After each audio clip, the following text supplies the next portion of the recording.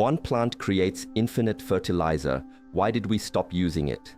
Imagine a plant possessing the remarkable ability to draw essential nutrients from depths as profound as 10 feet below the surface, capable of generating an astonishing 100 tons of biomass per acre, and, most astonishingly, transforming itself into a readily available fertilizer every single month, all at absolutely no cost, perpetually.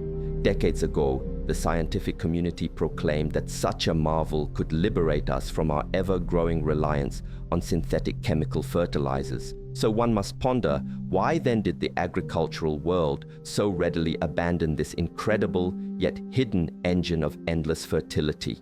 The answer, it transpires, is not a simple tale of safety concerns or the machinations of industrial interests alone. Rather, it delves into the intricate interplay that occurs when the pursuit of profit collides with a plant inherently designed for unparalleled generosity. This is precisely where the unfolding narrative of our story, and indeed the perplexing mystery surrounding its disappearance from widespread adoption, truly begins. Comfrey, and specifically the Bocking 14 variety, is far more than just another common green plant adorning a garden plot. It is, in essence, a living, breathing power station for soil fertility. Each spring, its thick, broad leaves surge upwards with an almost aggressive vitality, their growth fueled by an extraordinarily deep taproot that plunges an impressive 6 to 10 feet into the earth. While the vast majority of cultivated crops can only manage to skim the surface for their nutritional needs, this extraordinary plant actively drills downwards, accessing mineral veins that remain entirely untouched by the shallow root systems of conventional agriculture. It diligently draws up vital elements such as potassium, calcium, nitrogen, and phosphorus from the deep subsoil, meticulously loading each and every leaf with these precious bounty. This is a plant, undeniably, engineered for an abundance that defies conventional understanding. Once it has become well established in its location, Bocking 14 can be harvested at its base a remarkable 4 to 5 times within a single growing season. Astonishingly, one need only wait a mere 4 weeks following each harvest, and the patch will have regrown to a lush state, once again ready for another productive cycle. Over the course of just one growing season, an acre of Bocking 14 comfrey can astonishingly yield up to 100 tons of leafy biomass. This figure is not a theoretical maximum or a mere optimistic projection. It is a demonstrated reality. Extensive trials conducted in Britain during the 1960s and 1970s meticulously measured these yields year after year, even on soils that were considered poor and depleted. Each leaf harvested represents a concentrated package of vital nutrients. The sheer numbers are staggering. Comfrey leaves typically contain between 2 to 3% nitrogen and can boast up to 7% potassium, significantly outperforming even traditional farmyard manure in its nutrient density. When these harvested leaves are simply laid down as mulch around other plants, they astonishingly decompose and disappear into the soil within a mere 2 days. This rapid breakdown is attributed to the plant's low fiber content, which allows its stored minerals to be released almost instantaneously.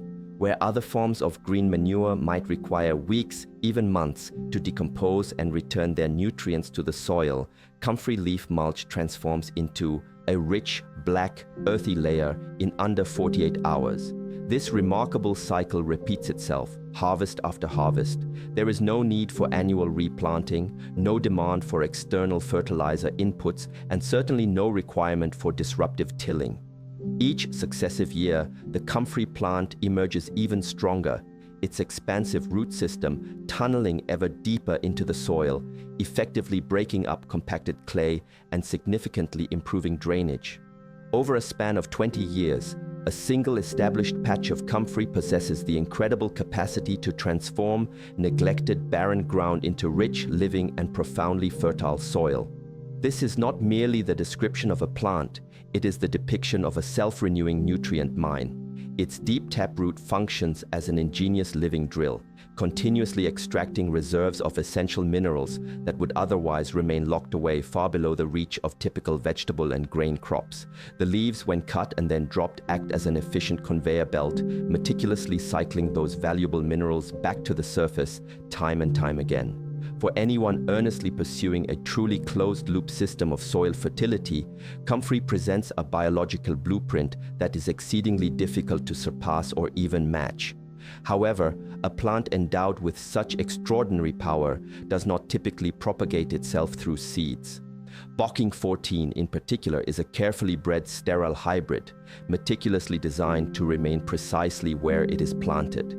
This means there is no risk of invasiveness, no threat of a weedy takeover of surrounding areas. Its growth is all about controlled abundance, waiting patiently for the intervention of a gardener's hand to unlock its full, transformative potential. The only true missing element, it would seem, is an individual or a collective willingness to harness its inherent capabilities. It is at this precise juncture that the story of comfrey's unlikely champion and the subsequent narrative surrounding its widespread adoption truly begins. Lawrence D. Hills, the man destined to become this champion, did not, by any outward appearance, resemble a revolutionary figure. In the year 1954, he was a young British horticulturalist grappling with a pervasive sense of post-war anxiety. The economic landscape was characterized by depleted resources, empty shelves, soils that were tired and lacking in vitality, and a palpable feeling that the world's food supply hovered precariously on the brink of disaster, vulnerable to the whims of a single unfavorable season. It was within this context that Hills perceived something profoundly significant in comfrey that had eluded the attention of others. He recognized in this plant a potential to transform barren and infertile ground into a veritable cornucopia of sustenance, provided, of course, that it could be effectively managed and controlled. In that very year, driven by this vision, Hills established the Henry Doubleday Research Association, affectionately known as the HDRA. This groundbreaking initiative was launched from a modest rented cottage in Bocking, Essex.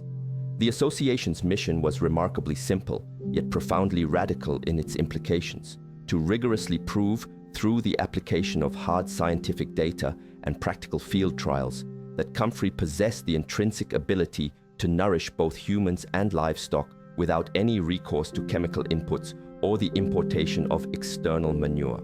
The challenge, as Hills understood it, was not solely about achieving abundance, but equally, if not more importantly, about ensuring control. Wild comfrey, in its natural state, had gained a notorious reputation for its aggressive seed dispersal, frequently invading agricultural fields and hedgerows.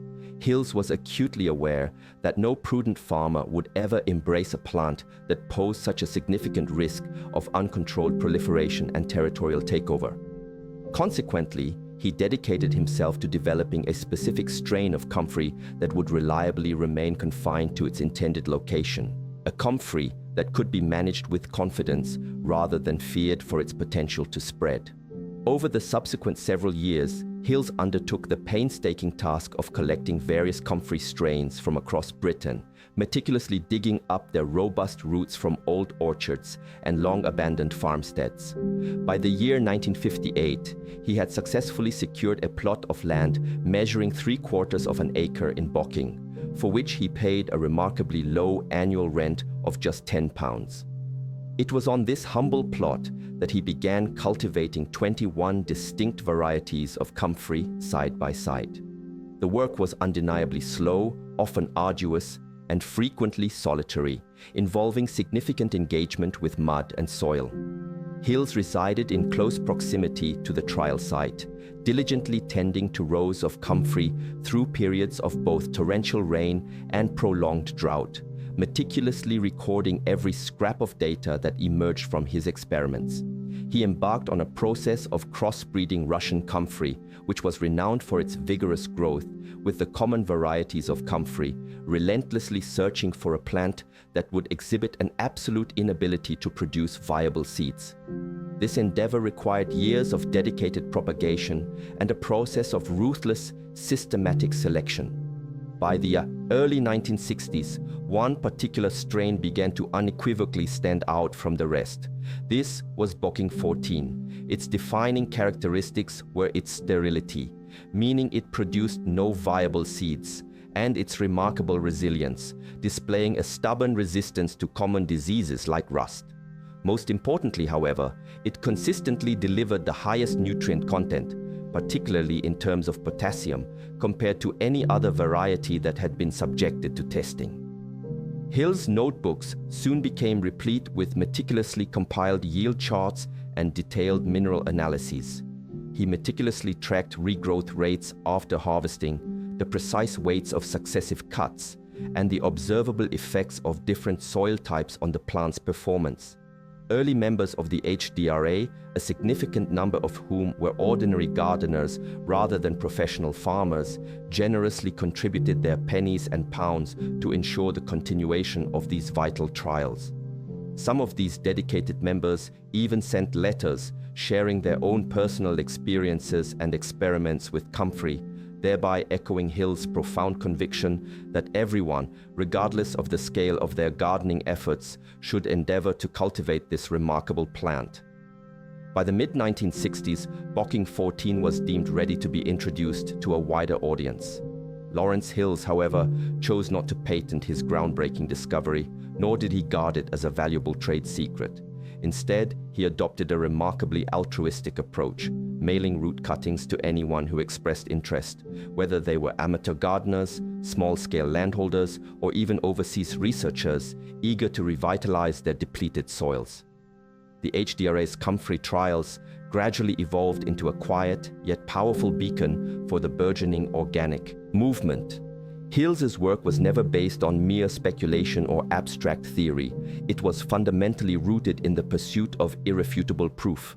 His ultimate goal was to demonstrate unequivocally that a farmer, equipped with nothing more than a spade and a patch of land, could unlock a level of soil fertility that rivaled the very best farmyard manures, all without incurring the significant risk of an uncontrolled weed infestation. Bocking 14, in its sterile and manageable form, represented the definitive answer to this challenge. It was a plant that would reliably stay precisely where it was cultivated, multiplying only through the deliberate division of its roots, and consistently providing a steady, abundant harvest of nutrient-rich leaves year after year. For Lawrence Hills, this represented far more than a mere botanical breakthrough. It was, in his eyes, a fundamental blueprint for achieving agricultural resilience. It offered a practical, ground-up method for feeding the world, one root cutting at a time. Laboratory analyses leave absolutely no room for doubt regarding the extraordinary nutrient profile of comfrey. Fresh Bocking 14 leaves consistently test at levels of 2 to 3% nitrogen, approximately 1% phosphorus, and a potassium content that can ascend to an impressive 7%. This latter figure, the high potassium content, is precisely what elevates comfrey to a status of unparalleled significance for fruit-bearing plants. Potassium plays a critical role as the key element for achieving larger, sweeter, and more abundant harvests. Comfrey delivers a substantially greater amount of this essential nutrient than almost any other readily available manure or green crop. When compared side by side, conventional farmyard manure rarely exceeds 1.5% potassium, whereas comfrey leaves can achieve up to 4 times that concentration. However, the benefits of comfrey extend beyond simply the basic NPK, nitrogen, phosphorus, potassium ratios. A crucial characteristic of comfrey is its remarkably low fiber content, a factor that ensures its stored nutrients are unlocked and made available to the soil and plants almost instantaneously.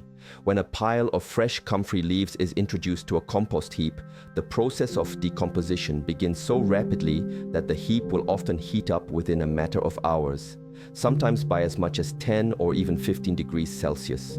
Microorganisms rapidly swarm the fresh green tissue, breaking it down with such incredible speed that even a sluggish or stalled cold compost heap can be revitalized and spring back to active decomposition.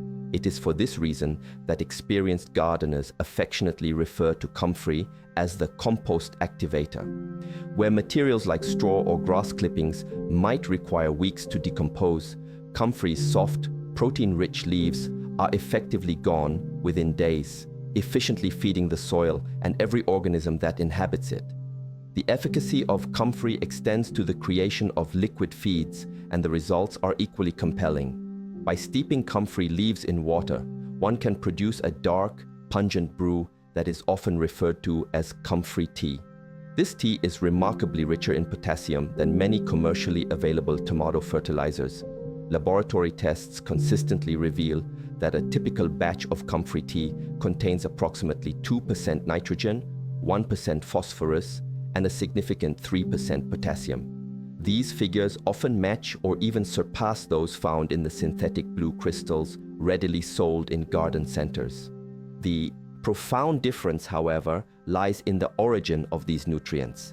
Comfrey tea is brewed from a plant that can be harvested for free from one's own garden, rather than being a product that must be purchased repeatedly. Every metric, every scientific trial, every bucket of decomposing leaves undeniably points towards the same conclusion. Comfrey does not merely compete with chemical fertilizers, it demonstrably outpaces them in delivering the vital nutrients that are most crucial for successful food crop production. This is a fundamental fact that the global fertilizer industry, consciously or unconsciously, could not afford to ignore. During the mid-20th century, the agricultural sector was experiencing a profound shift propelled by the alluring promise of the factory-made shortcut. Synthetic fertilizers began to appear in brightly colored bags, emblazoned with precise numerical ratings and bold claims of effortlessly achievable bounty. The pervasive message promoting these products was ubiquitous, disseminated through billboards, featured prominently in glossy magazines, and even disseminated through official government pamphlets. These fertilizers offered precisely measured amounts of nitrogen, phosphorus, and potassium, readily available to be sprinkled onto the land in mere minutes. The appeal lay in the elimination of arduous tasks. No digging was required, no heavy hauling of manure, and certainly no waiting for organic matter to decompose. In the time it took to sharpen a sickle, a gardener could purportedly complete the task of fertilizing an entire row with a simple scoop of synthetic blue powder. The compelling narrative of progress was further bolstered by scientific advancements. The Haber-Bosch process, invented in the early 20th century, enabled the industrial-scale conversion of atmospheric nitrogen into ammonia.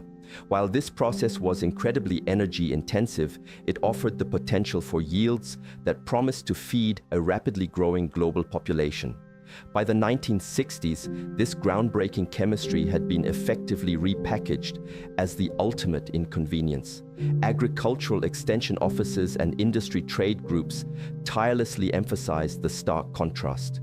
Why would a farmer spend an entire hour cutting and transporting comfrey when the same fertilization task could be completed in just 5 minutes using a carefully formulated synthetic blend? The economic and practical mathematics of the situation were undeniably simple, and they overwhelmingly favored the convenience offered by the prepackaged bag. The advertising campaigns orchestrated by the synthetic fertilizer industry heavily leaned into this perceived dichotomy.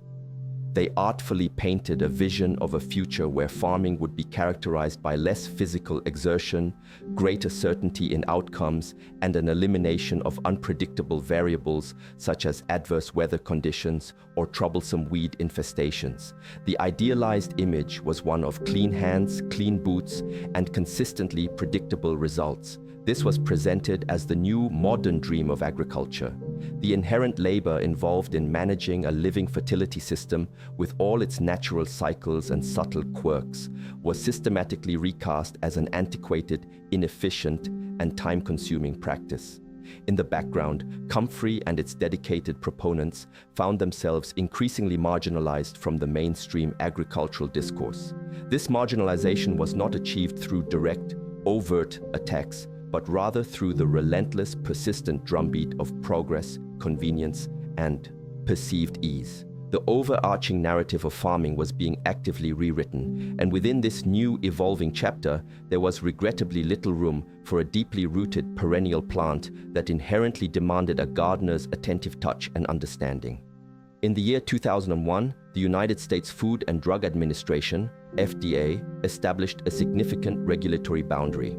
Comfrey supplements were abruptly removed from market shelves, primarily due to their content of pyrrolizidine alkaloids, compounds that had been scientifically linked to potential liver damage if ingested.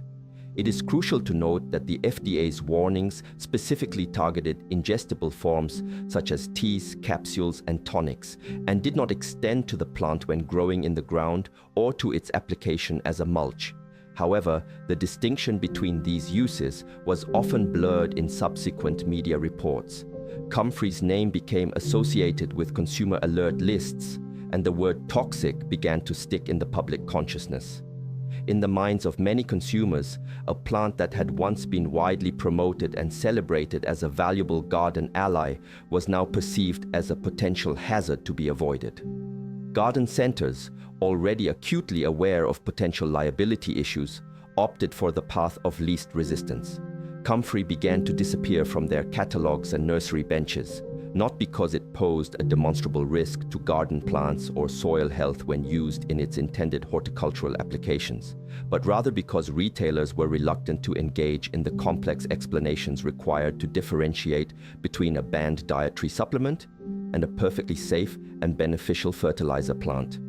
It is important to emphasize that no actual laws were enacted prohibiting the cultivation of comfrey, nor were there any fines associated with using its leaves as mulch for crops like tomatoes. Nevertheless, the cumulative effect of this public perception shift was undeniably chilling. A plant that had quietly served as a steadfast favorite among dedicated organic growers was suddenly rendered almost radioactive in the eyes of the mainstream market. The scientific underpinnings of the health concerns are indeed real. Pyrrolizidine alkaloids are demonstrably harmful when consumed in significant quantities, particularly when extracted from the roots or in concentrated forms. However, when comfrey is used in the garden as mulch or compost, these same compounds are rapidly broken down by naturally occurring soil microbes and are further diluted by the surrounding soil environment. Critically, no regulatory agency has ever issued a ban on comfrey for use as a fertilizer, and there is a conspicuous absence of any scientific evidence suggesting that its application as mulch or compost poses any discernible risk to human health or to the crops being grown. The true casualty in this situation was comfrey's reputation. Its precipitous fall from grace had considerably less to do with its actual performance or safety in the garden, and far more to do with a pervasive wave of regulatory apprehension that effectively swept away any nuanced understanding of its diverse applications. For many years thereafter, the plant's survival remained largely confined to the realm of dedicated organic gardeners and permaculture enthusiasts, quietly passed along through root cuttings and word-of-mouth recommendations. The broader gardening world, meanwhile, continued to evolve, leaving this ancient ally of the soil languishing in the shadows. The practice of chop and drop represents arguably the most straightforward and effective method for harnessing comfrey's inherent power and translating it into tangible, beneficial results. The process involves simply gathering a handful of those characteristically thick, bristly leaves, cutting them at their base, and then laying them directly at the feet of your fruiting plants, such as tomatoes, peppers, or berry bushes. There is no need for any digging or complex mixing of materials. One simply drops the leaves and moves on. Within an astonishingly short period of 48 hours, the pile of green leaves will gracefully melt into the soil, releasing a potent surge of potassium and nitrogen, precisely where fruiting plants require these essential nutrients most critically. The plant's low fiber content ensures that this decomposition process is nearly instantaneous.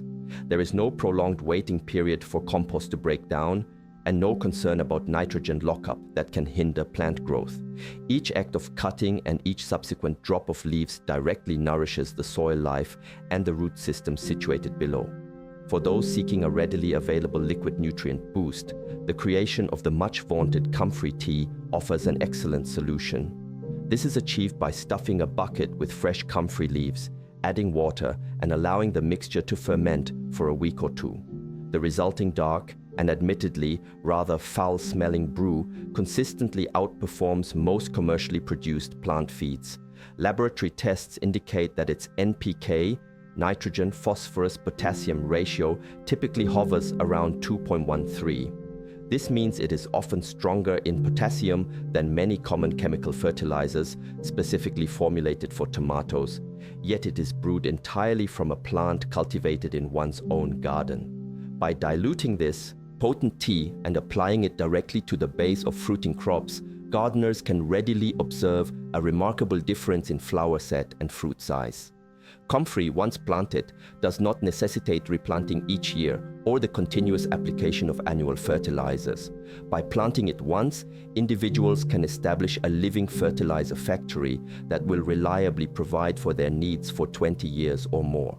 This eliminates the need for frequent trips to the garden center and negates any ongoing costs associated with fertilization, offering instead a simple, cyclical process of cutting, dropping, and observing the soil grow progressively richer with each passing season. This represents a state of lazy abundance, a self-sustaining perennial loop that transforms a single plant into a source of virtually infinite fertility with minimal effort beyond the occasional harvest. A seasoned permaculture designer based in the United Kingdom stands thoughtfully amidst his well-established comfrey patch, the plant's roots deeply entrenched in the same soil for over 15 years. Each spring, these resilient plants surge back to life with an almost effortless vitality, producing up to 5 substantial harvests within a single season. He runs his hand through the dense foliage, recalling vividly the initial years when every bag of chemical fertilizer represented a significant expense. Today, he calculates that his small orchard benefits from an annual savings of nearly £2,000 over a decade, achieved by replacing 12 bags of commercial fertilizer each year with his consistent cycle of cutting and dropping comfrey leaves. The rich, dark, crumbly soil that has developed beneath his fruit trees tells its own eloquent story. It is demonstrably richer, looser in texture, and teeming with the beneficial activity of earthworms. This is not a theoretical concept. It is a tangible, perennial dividend. Year after year, in a city located 100 miles away, an urban gardener diligently fills a bucket with comfrey leaves, bracing herself for the plant's notoriously potent aroma. Despite growing her tomatoes on a concrete balcony, her routine remains refreshingly simple. She chops the leaves and scatters them around her pots, allowing them to naturally decompose and meld into the soil. For an additional liquid nutrient boost, she ferments comfrey tea, a brew so potent that it consistently outperforms most of the readily available synthetic fertilizers found at the local garden center.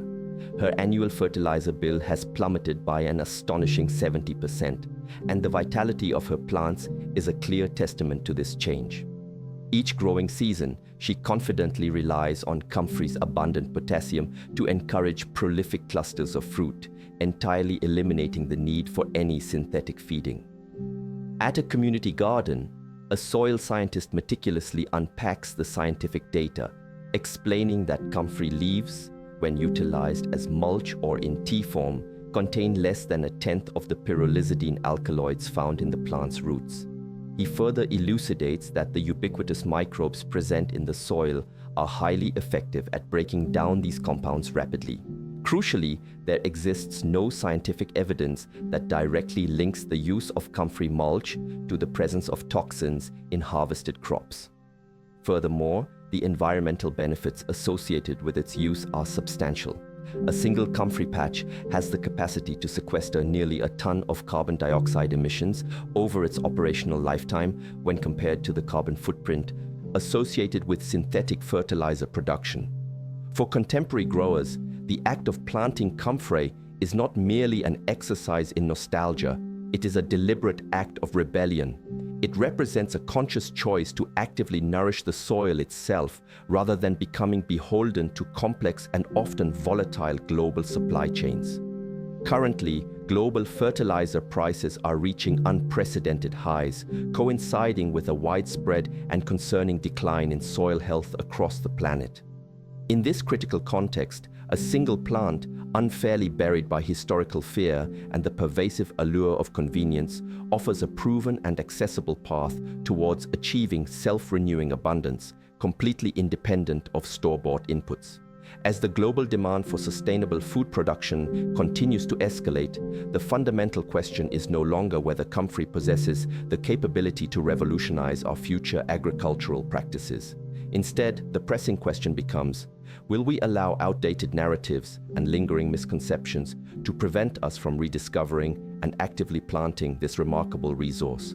What level of commitment would you be willing to make to cultivate a true sense of freedom and self-sufficiency, starting from the very ground beneath your feet?